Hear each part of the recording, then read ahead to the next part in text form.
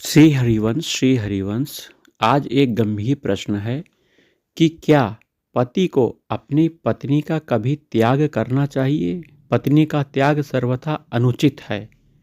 पूज्य गुरुदेव, जो कि राधा वल्लभ स्वरूप हैं, हमारे प्राणधन हैं, कहते हैं कि पति पत्नी को एक दूसरे का त्याग नहीं करना चाहिए।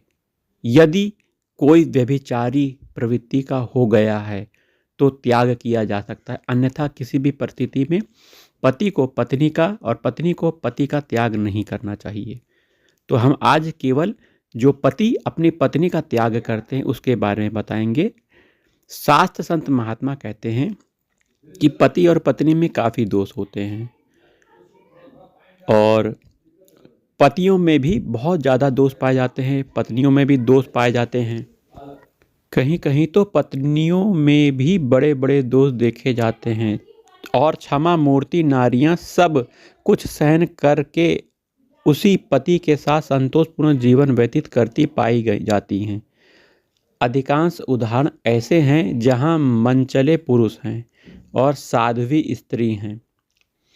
तो स्त्रियों के लिए शास्त्रों ने यह आदेश दिया है कि वे दरिद्र, वृद्ध, रोगी, मूर्ख, अंधे, बहरे, क्रोधी और नपुंसक पति का परित्याग न करें। वृद्ध, रोग बस, जड़, धनहीना, अंध, बधिर, क्रोधी, अति दीना।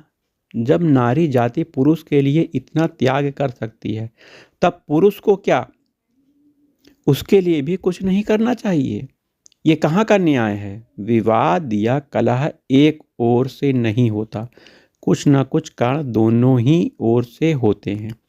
यदि दोनों ओर से कारण का ठीक ठीक अध्ययन करके उसे दूर करने की चेष्टा की जाए तो विवाद की जड़ कट सकती है।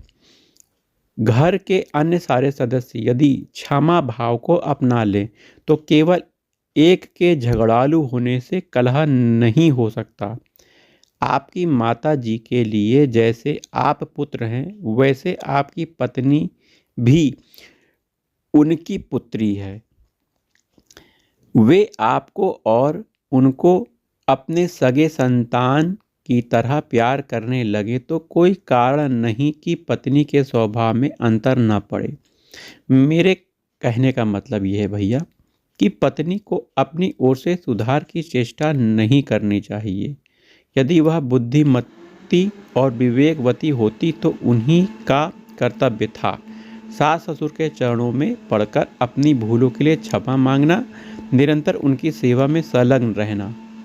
परंतु किसी भी कारण से यदि अज्ञानवश उन्होंने अपने कर्तव्य का पालन नहीं किया तो लोग संज्ञान और विवेकी हैं, वे भी उन्हीं की तरह भूल करें, यह कदापि वांछनीय तो नहीं हो सकता। तो पत्नी परित्याग के पक्ष और विपक्ष में कुछ बातें हैं, ध्यान से सुनिएगा। पहला, श्री राम जी ने सीता जी का परित्याग मन से नहीं किया था। उनके मन में सीता के प्रति एक सा आदर का भाव रहा। बाहर से भी उनका त्याग तभी हुआ जब और कोई मार्ग नहीं रह गया था। प्रजा की भी भूल थी, प्रजा का उससे कोई हित नहीं हुआ। अंत में प्रजा को भूल स्वीकार करनी पड़ी और सीता जी के सत्य की विजय हुई। क्या यही परिस्थिति आपके सामने भी है? क्या आपकी पत्नी पर भी ऐसा ही दोषारोपण किया गया है? क्या उसके त्याग में ही माता पिता का कल्याण निहित है? क्या त्याग के सिवा और कोई मार्ग नहीं रह गया? तो सीता जी का त्याग कितना ही न्याय क्यों न रहा हो, क्या आज तक उनके कारण प्रायः लोग श्री राम पर आक्षेप नहीं करते? वहीं दूसरी बात, राजा कैकेयी ने कैकेयी की माता का परित्याग क्यों किया?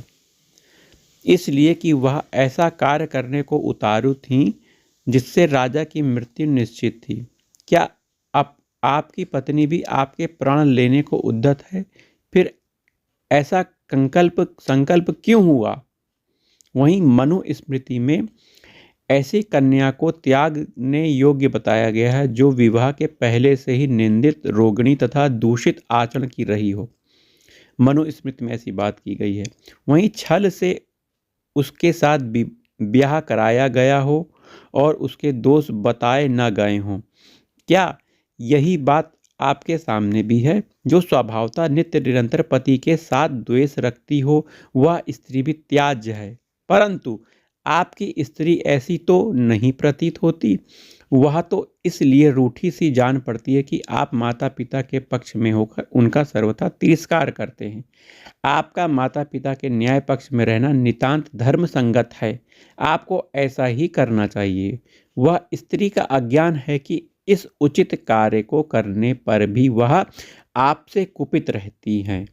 उन्हें समझाने की चेष्टा हो अथवा उन्हें कुछ काल अलग रखा जाए, जैसे कि वह अब भी पिता के घर में हैं, यही उनके लिए दंड है।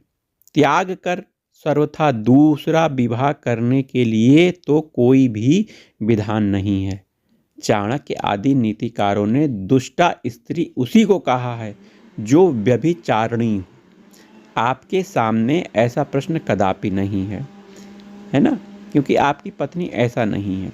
मेरी समझने में वर्तमान काल को देखते हुए किसी भी स्थिति में स्त्री का त्याग नहीं करना चाहिए।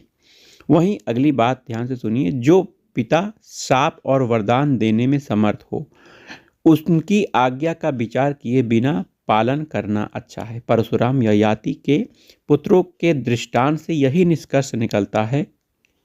जो पिता राग द्वेष के वशीभूत हों, उनकी आज्ञा पर विचार कर लेना आवश्यक है। प्रहलाद ने हिरण्यकशिपु के कहने से भगवान का भजन नहीं छोड़ा।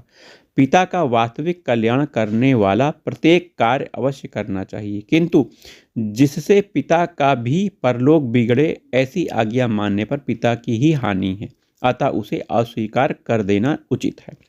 आपकी स्त्री के परित्याग से आपके पिता या माता का कल्याण होगा, ऐसा समझना सर्वथा भूल है। अतः आपको पिताजी की यह अधर्मयुक्त आज्ञा, जो उनका भी अकल्याण करने वाली है, नहीं माननी चाहिए। अक्सर माता पिता कहते हैं कि पत्नी को छोड़ दो, उसके बारे में बताया जा रहा है। पत्नी परित्याग अथवा संबंध विच्छेद के विरोध में जो आपने विभिन्न ग्रंथों के विचार प्रस्तुत किए हैं, वे मननीय और माननीय हैं।